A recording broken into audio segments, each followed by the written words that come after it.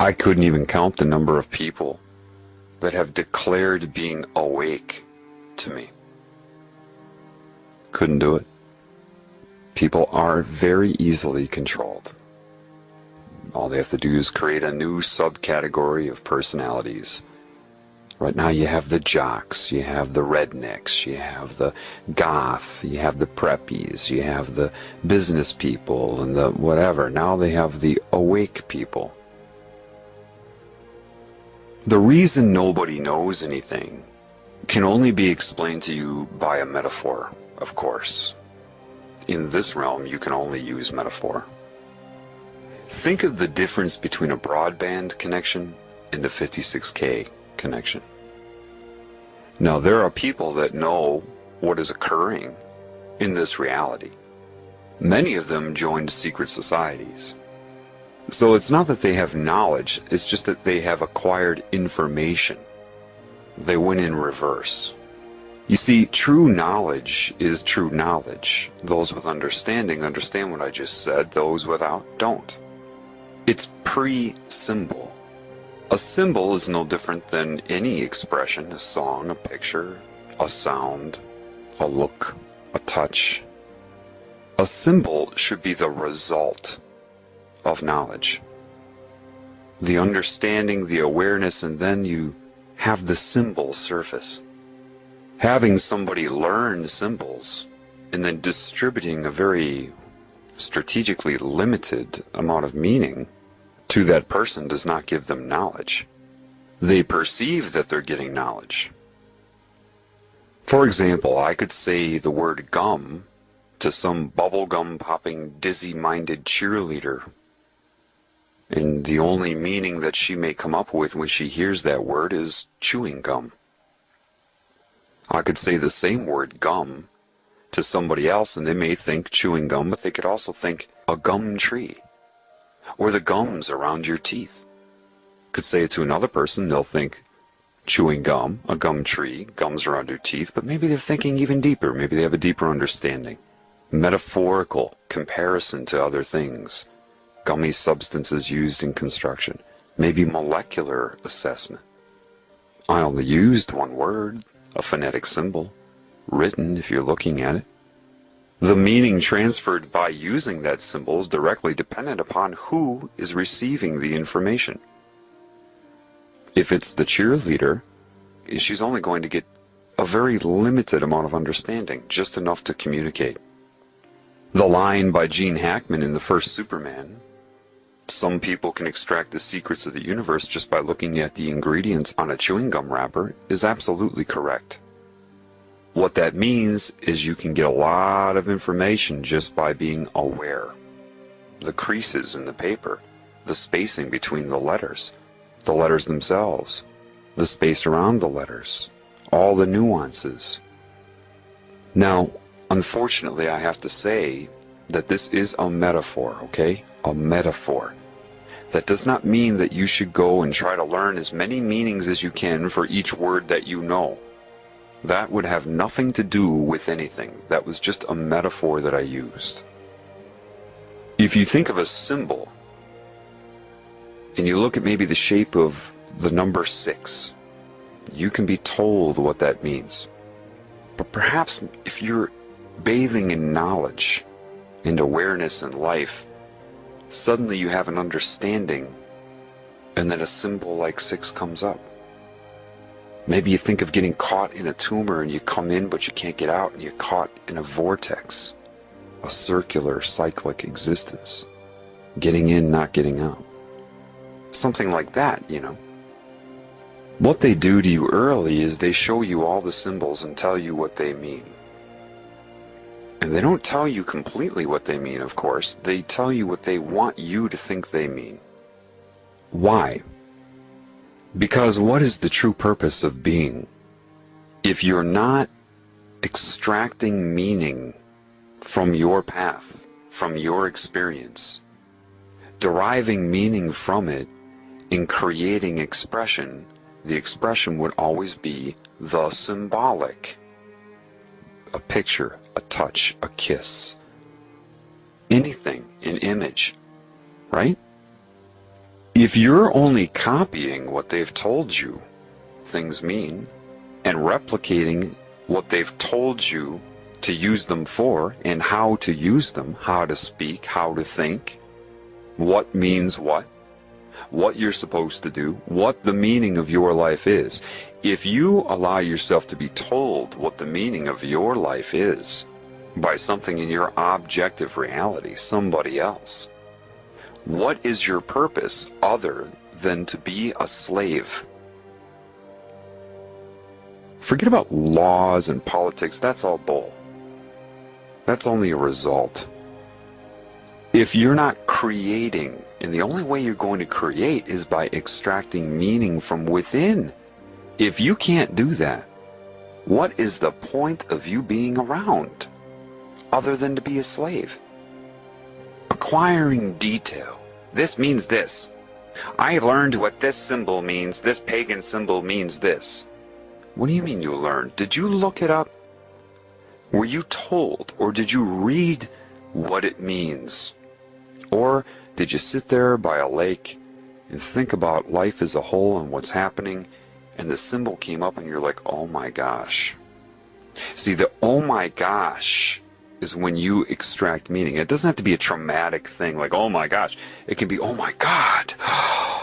That is the sign of a creative. Somebody that's always in their mind like, I get it, oh my gosh. And you want to tell the whole world. Because you've just created, you've extracted meaning from within. Those that even if they have opened up, all right, and they were seeking information, because information is not knowledge. So enlightenment would be in the category of information. Why? Because as it's sold, as it ends up being, all you're doing is changing your perception of reality, just seeing other templates of symbolic expression. There are no answers there if you're depending upon anything you experience to give you those answers. So in truth, if you have the meaning inside and you come up with symbols and you see them in your objective reality, maybe somebody else came up with it too, you have an understanding, an immediate understanding. Sometimes that can be faked or replicated. Somebody's been indoctrinated into a system where they had to learn specific meanings to symbols.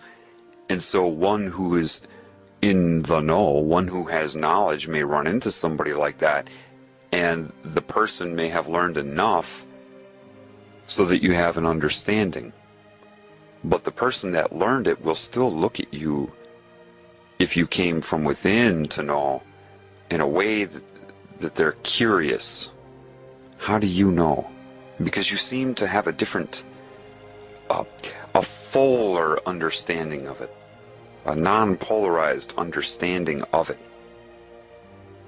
They learn a few specific ways to talk about it and what it means, but you can talk about it endlessly with different metaphors. What's the difference? Well, what's the difference between reading a book and memorizing somebody else's conclusions and extracting meaning and coming to your own? It's like the difference between a muffin top and a muffin. They've got you all eating up muffin tops, but you don't have the knowledge underneath. Is that a permanent thing? Absolutely not. The reason you don't know anything is because many people that do have knowledge, even if they wanted to tell you, it's like they are on a broadband connection and you're on 56K. There is so much information, and unfortunately, as it is right now, the general population has no idea. They look at a symbol, maybe they're taught a symbol. Either they really don't have any understanding of it, or it's a very limited understanding. If you have knowledge inside of you, you could sit there and talk about that one symbol all day. There's more than one meaning attached to symbols. Like I told you, a deer in the woods can mean more than one thing by stomping their hoof. If you seek the symbol, the muffin top, you will never have the whole muffin. And this is what people do when they try to seek videos and books and all. They're looking for muffin tops. They're looking for the end result. Therefore, you are dependent upon the meaning that is given to you. So somebody in the know, if they're talking to somebody that isn't in the know, can be very difficult. Why? Well, a very naive thing to say, or if somebody's trying to manipulate you, control your mind, they'll say this: the truth is an easy thing to say. And anybody who speaks for a long time to you, they're trying to manipulate you. Now that's a very naive thing to say. Yes, somebody who depends upon a lot of words, really trying to control what you're thinking, could very well be trying to manipulate you. But if you depend upon length of speech, and that's where your perception lies, you wouldn't be able to tell anyway. If someone's trying to manipulate you, you should pick up on that within seconds, regardless of what they're saying. The truth is something easy to say. If one person in the know is speaking to another person in the know, in other words, you've both reached the same conclusions and you know it. You know when other people know. You just do. That's why they don't say anything other than that. You know when other people know. And you say, well, that's ambiguous. And that's ambiguous to you. But that is a symbol. To say that sentence, you know when other people know, that is a symbol. And those who have come to the conclusion on their own understand the full meaning of that. Those who may have heard that from some philosopher, and they were told that that philosopher was brilliant, so they decided to dwell upon things the philosopher said. If a philosopher says to you, you just know when other people know, well, you trust that philosopher because everybody has given them a 5-star rating. So you think, well, that must mean something, so I'm going to sit around and think about it. You can't sit around and think about that. That is a result of so many experiences. So, if I say you just know when other people know, you don't have to sit around and assess and calculate in your mind and think of behavioral patterns, or they said this and they said that. I'm going to put 2 and 2 together and formulate an assessment of them and what their intentions are. If you are doing that, that is robotic. It's nothing against you. If I were against you, I wouldn't be trying to help. It's the conclusion that matters. If you reach it on your own, because a conclusion is a symbol. It is a symbolic representation. The quote, the conclusion, that has so much attached to it. All of your experiences that tie into the conclusion. How do you extract meaning? Well, perhaps you have an experience. It could be a social experience, it could be anything. And that experience is finished, and that means nothing to you. Then you have another experience and you see that it's different, but there's something similar to that other experience. You're kind of like, And then you have a third experience in your life, and it's really similar now, all 3 of them. Then you have a fourth experience that solidifies the similarity and prompts a question. It is the fourth experience that prompted you to ask the question, but it required the other 3 preceding it. The fourth experience, if it were isolated in and of itself, would never have prompted it. You needed all 4 experiences. So now you have the question. And maybe you have a whole other series of experiences that are happening so that you can extract meaning to address the question. And maybe after all of that, you come to a conclusion. And now that conclusion propels you in your advancement of understanding and extracting meaning in your life, and you start a whole other series of experiences. And that's just one facet of your life, and maybe simultaneously you have 30 other paths going like that, like I just explained, and maybe all 30 of them come to one peak of a conclusion, and you needed all 30 paths that had many, many experiences within each path, leading up to minute conclusions that come together that lead you to a new understanding. That takes time, it takes attentiveness, and the desire to have meaning, to have purpose. And now that one new understanding could be one of thousands that eventually tie in, and you don't even know it, right? Until you reach the oh my gosh. And all of these things come from within. Your ability to make use of pattern recognition, to see how things are always and never the same. What do they have in common? Did you get out there and experience people of different cultures? Were you too busy trying to project your culture onto them and see what they would say? Or were you trying to figure out what you had in common? I did that my whole life. In the moment of doing it, I didn't really necessarily know why I was motivated to do it. My spirit did, but my conscious mind didn't. Your spirit will lay breadcrumbs for you throughout your entire life or path. So if you come to an understanding, and then several understandings, and you know how much is involved with it, you can tell other people the details of your path, but that isn't their path. And if they try to memorize the details of your path, they're pulled off of their path. This is why I have been really careful not to give too much information about my path. People always ask me, tell me how this all began. And the details of my path are irrelevant. The understanding is the important thing. The conclusions I reach. And I can share conclusions with you to motivate you. But I can't have you memorize my conclusion. So I have to have a delicate balance of rhetoric with the information, and the information is not volumes of information. It's enough to make my point clear. It's enough to show you that I've learned. But I don't want you to memorize the details of my life. One who really cares for you will be attentive to that. And the idea of indoctrinating somebody with an oath is absolute evil. Why? Because they're declaring they do not want you to be a creative being and extract your own meaning. You will go through steps in which they will spoon feed you meaning. And because it's more meaning than you had before, more knowledge, you're really impressed by it. You think you're actually getting something. You think that you're being empowered. When they know that by keeping you from being able to extract meaning on your own, they've got complete control over you. They have pulled you off of your path. But if they did that successfully, you would never even have thought of that now, would you?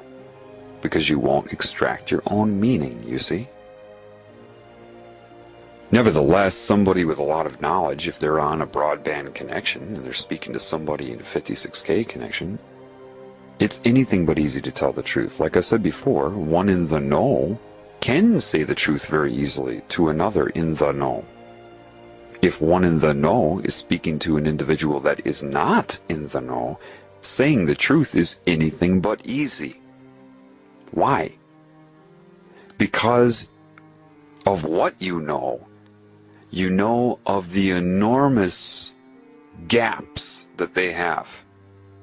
That you cannot just say the truth because they'll understand the words with the limited understanding they have in their concept building by society. But they would need to go through so much. And you know that they don't believe that. Telling them that makes no sense to them. They say, the truth is simple, you should be able to give me a simple answer. And then what happens is the people that have knowledge get very frustrated. The very moment you interrupt them or cut off what they're saying to you when they have to extend great patience to try to tell you the truth, and you cut them off and want to give them your opinion, or you tell them that you agree with them or disagree. To somebody in the know, when they're speaking to somebody that is not in the know, when the person that is not in the know says that they agree or disagree, both of those things are offensive. Because they know you should just have your mouth shut. and take in what they're saying, and a lot of what they're saying will be rhetoric. But I talk to people like this all the time. They completely ignore the rhetoric. I'll use rhetoric, that if they had wisdom, they would understand at least, okay, there's something with this, and they blow it off. They go, yeah, but anyway, and then I blow them off.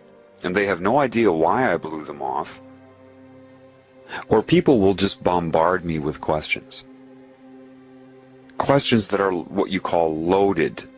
Anybody in the know would say that's a loaded question, because you lack so much. Just in the fact that you're asking those questions shows how much you don't know. And you ask them in a very naive way. It's not your fault, but you expect a simple answer. People will go up to somebody with knowledge that has required an entire lifetime of attentive awareness to their experiences, detailed and disciplined effort to extract meaning from your life, and they ask you a simple question and expect somehow that you are going to be able to transfer a lifetime of understanding in 2 or 3 paragraphs. They truly do. They do expect that, otherwise they wouldn't ask the question. So you have this huge gap between those who are in the know and those who are not in the know. Those who are not in the know do not know they're not in the know because of how they have been taught to think. They have been incorrectly instructed in their thinking process itself. They have been taught to look outside of themselves for answers. They have been misinformed about what answers are because they've spent their whole life having the meaning spoon-fed to them. They think that's how it works, so you ask a question and somebody can spoon-feed you the answer. And because you lack any meaning or an understanding, you don't understand why that answer is wrong, limited, or even misleading you. You can't. Based upon that, based upon how you've been instructed to think. So a lot of people that have knowledge, when they interact with the average person, they get very, very frustrated. Very. They'll just look at you. All they can do is look at you because they can't say anything to you. You would not be able to extract meaning from what they say. They said gum. All you would do is hear chewing gum. And they're thinking 500 different meanings to gum, all leading up to a point of conclusion. If you lack that, it's a waste of time to tell you anything. This is why, when you hear someone tell you that you cannot be told the truth, this is why. So they'll look at you and they'll have that look. And those in the know understand that look. It's a look that says, you know so little. You know absolutely nothing and don't know it. To tell you what I know, I would need 500 mouths and have to be able to speak 500 different sentences simultaneously, all at the same time, to express what I know, and you would have to be able to interpret 500 simultaneous sentences flowing at you at once. That's what that look says.